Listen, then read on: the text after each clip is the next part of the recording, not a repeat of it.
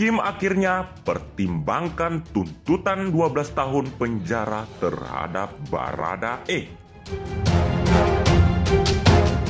Lembaga Perlindungan Saksi dan Korban (LPSK) mengaku masih kurang sreg dengan tuntutan penjara 12 tahun untuk Barada Eliezer.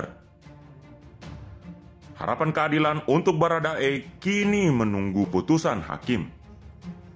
LPSK menitipkan asa keadilan kepada majelis hakim yang menangani perkara ini untuk tanpa bermaksud menyampuri kewenangan majelis hakim, kata Wakil Ketua LPSK Neger Nasution melalui keterangan tulisan Senin 30 Januari 2023. LPSK menilai Baradae berhak mendapatkan hukuman ringan usai mendapatkan predikat justice kolaborator. Keterangannya dalam penyidikan dan persidangan pun konsisten membantu penegak hukum. Permintaan ini tidak mengartikan LPSK menyampuri kewenangan hakim dalam memberikan putusan. Tapi, manajer menilai ada 5 alasan yang membuat Baradae pantas mendapatkan vonis ringan.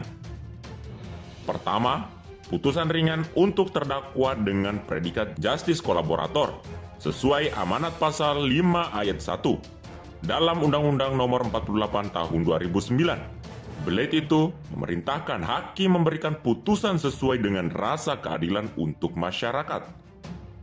Mari kita tanya, apakah publik meyakini bahwa akan lebih adil jika hukuman Baradae lebih ringan dari terdakwa-terdakwa lainnya?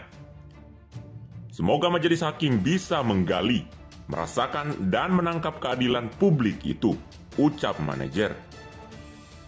Lalu, putusan ringan untuk terdakwa berstatus justice kolaborator diatur dalam pasal 10A dalam Undang-Undang Nomor 31 Tahun 2014 tentang perlindungan saksi dan korban. Belet itu menyebutkan pihak yang bekerja sama dengan penegak hukum harus mendapatkan hukuman paling ringan dari pelaku lainnya. Ketiga, pemberian hukuman ringan ke Baradae penting untuk membangun hukuman pidana modern di Indonesia karena status justice kolaborator dipertimbangkan hakim dengan baik. Hal ini menjadi urgen dan strategis, bukan hanya pada perkara ini, tapi juga perkara-perkara lain yang rumit, sistematis, dan terorganisir, agar ke depan bisa menjadi jurisprudensi, ujar manajer. Kemudian, hukuman ringan juga bisa memenangkan dan mengapresiasi kejujuran Baradae. Apalagi, jaksa sudah mengakui dia telah jujur, kooperatif, dan sudah dimaafkan oleh keluarga korban. Terakhir, hukuman ringan penting untuk menjaga status justice kolaborator di masa depan.